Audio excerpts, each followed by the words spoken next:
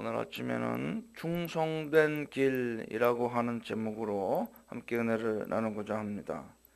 오늘 본문은 예수님께서 가버나움 근처에서 제자들을 파송하시기 위해서 그들을 훈련하실 때에 일어났던 제자들과의 대화에 관련된 내용의 기록입니다. 바로 이때에 세례 요한의 투옥 사건이 있게 됩니다. 세례 요한이 투옥된 다음에 예수님께서는 유대 지경을 벗어나서 갈릴리 지역을 두루 다니시면서 사람들에게 복음을 전파하시게 됩니다.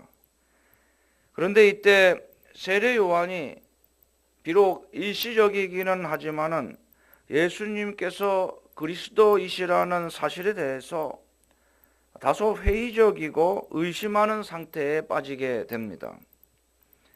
그도 사람인지라 그 당시 대개의 유대인들과 마찬가지로 자신이 예상하고 기대하던 메시아의 사역과 예수님께서 보여주시는 모습이 상당히 거리가 멀다고 느껴졌기 때문입니다.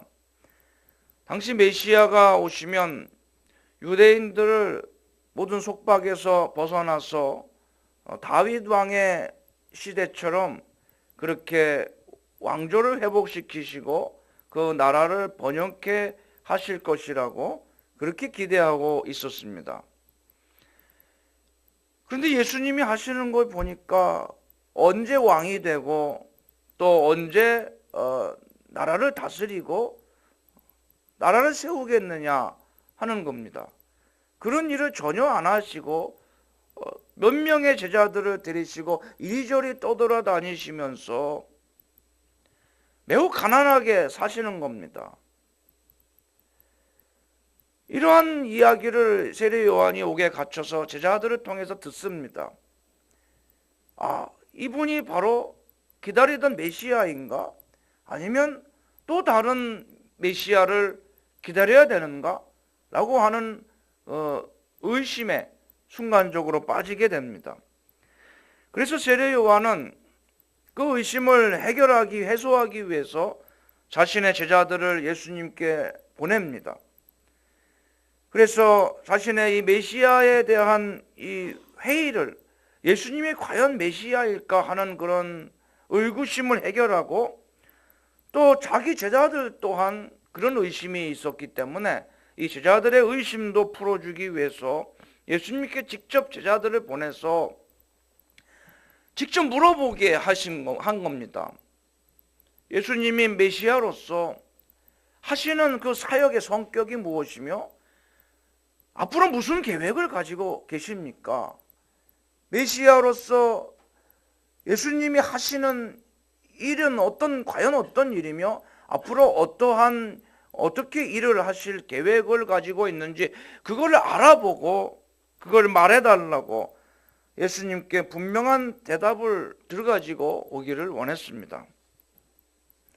그는 주님의 말씀을 듣고서 보다 명확하고 확실한 믿음에 도달하기를 바랬던 것입니다.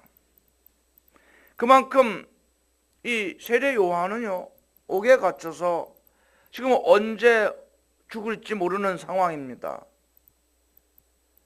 그런데 요한이 관심이 있었던 것은 오직 염려했던 건 자기 목숨이 붙어있나 아니면 죽게 되나 이것이 아닙니다.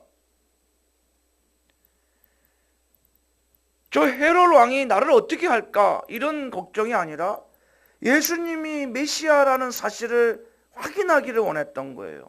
죽음의 직전에 요한이 원했던 거는 예수님이 메시아여야 하지만이 내 인생이 헛되지 않고 나의 죽음이 헛되지 않은 것인데 예수님이 메시아여야지만이 내가 구원을 받을 수 있는데 그 예수님이 메시아라고 하는 그 사실에 대한 믿음이 흔들리지 않기를 원했고 그것만이 그의 유일한 소원이고 소망이었던 것을 보게 됩니다. 우리 그리스도인들이 바로 요한과 같습니다. 사람들이 죽음을 앞에 두고요, 예수님이 구주라는 그 사실만을 간절히 붙들고 그것에 대한 믿음이 흔들리지 않기만을 원합니다. 이것이 가장 중요한 것이라는 사실입니다. 죽고 사는 문제보다, 내가 성공하고 실패하는 문제, 죽고 사는 문제보다 더 절실하고 중요한 것은 예수님이 나의 구주라는 사실을 내가 아무런 의심 없이 분명하고 확고하게 그것을 믿고 바라보며 붙잡는 우리의 믿음인 줄로 믿습니다. 세례 요한은 마지막 인생에 가는 길에 있어서 그것을 붙잡기를 원했습니다. 그래서 옥중에서 제자들을 보내서 예수님의 메시아성에 대한 질문을 하게 되고, 예수님은 요한의 이 질문에 답변을 하십니다. 그런데 예수님은 어떤 논리적인 장황한 설명으로 자신이 메시아라고 하는 사실을 증명해 보이시지 않습니다. 다만 자신의 전도를 통해서 병자들이 고침을 받으며 가난한 자들에게 기쁜 소식이 전해지고 있다는 이런 아주 지극히 단순한 설명으로 자신이 메시아이심을 증명하시고 계십니다. 어떤 기적을 요한의 제자들 앞에서 아주 놀라운 기적을 보여주실 수도 있었고, 풍성한 성경 지식이나 학문적인 토대로 예수님의 메시아성을 아주 논리정연하게 설명할 수도 있었습니다. 그러나 예수님이 하신 말씀은 병자가 고쳐지고 가난한 자들이 기쁜 소식을 듣고 있다. 나를 통해서 이러한 일들이 세상에 일어나고 있다. 이것이 내가 구주라는 증거다라고 설명해 주셨던 것입니다. 너희가 가서 듣고 본 것을 요한에게 알리라.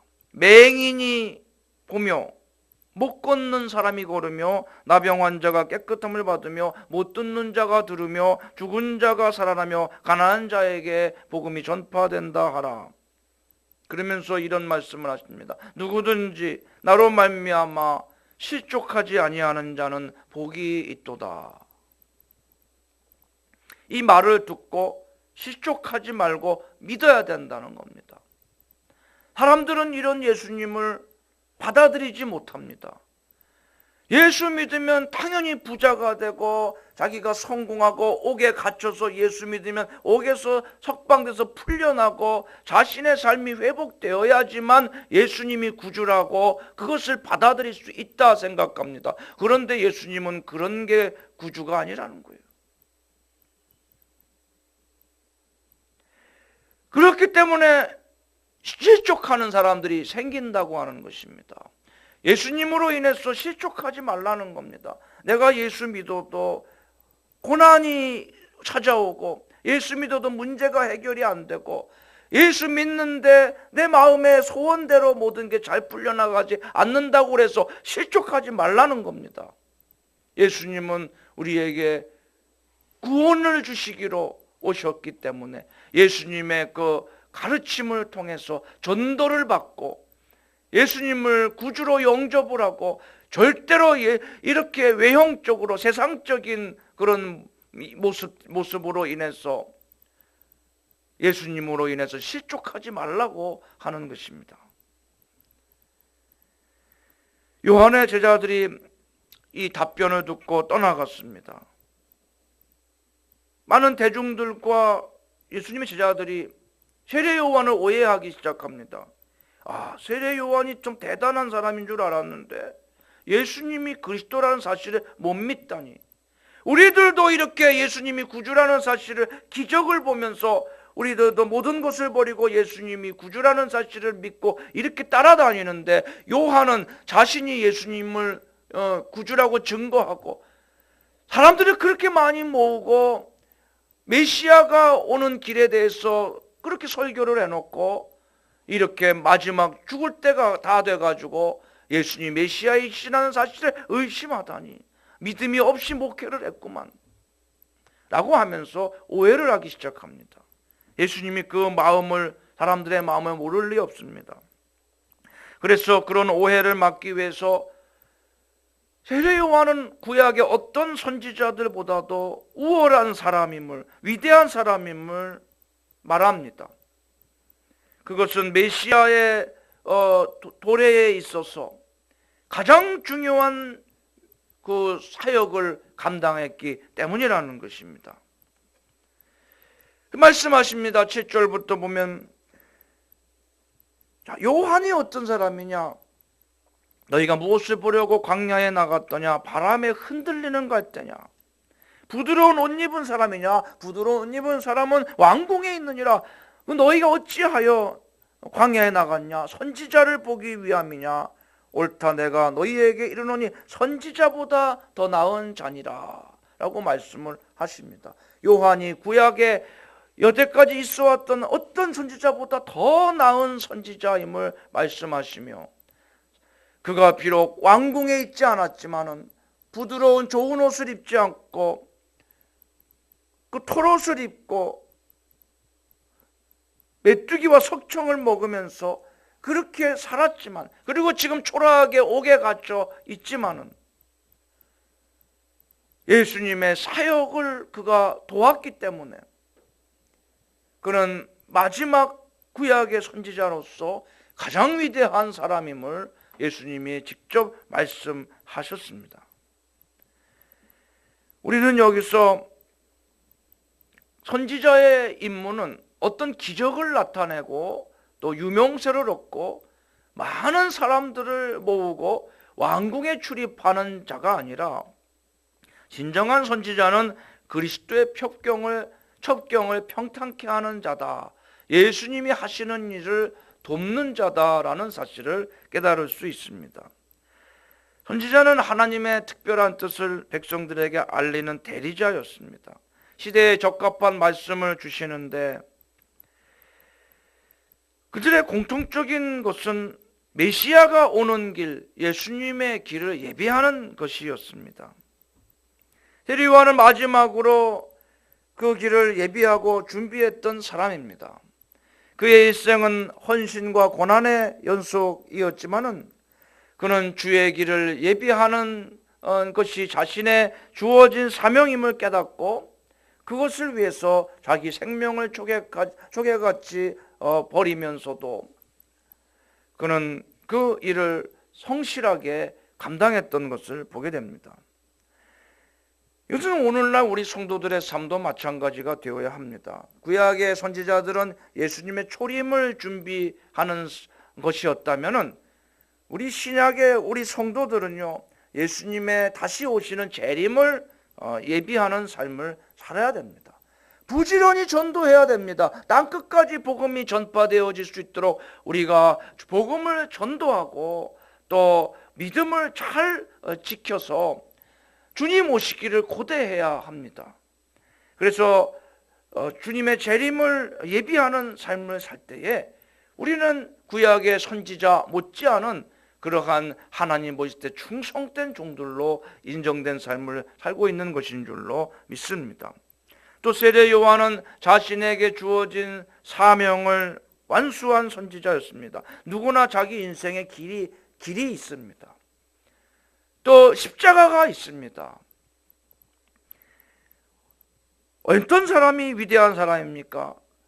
요한처럼 겸손하게 또 충성되게 자기에게 주어진 길을 묵묵히 걸어가며 그 길을 벗어나지 않는 사람, 하나님께서 맡기신 인생의 길과 사역의 길을 끝까지 완수하며 달려갈 길을 다 달려가기를 마치는 요한과 같은, 사도 바울과 같은 그러한 믿음의 사람이 가장 훌륭한 인생이고 또 위대한 삶을 살다가는 사람인 줄로 믿습니다. 요한은 사람들의 눈에 보이는 어떠한 놀라운 기적이나 또는 유명세나 권력이나 이런 것을 얻지 않았습니다. 아무것도 만들어 놓지 않고 갔습니다. 무엇을 건물을 졌습니까? 무슨 단체를 조직했습니까? 세상 역사에는 이름조차 기록이 안 됐습니다.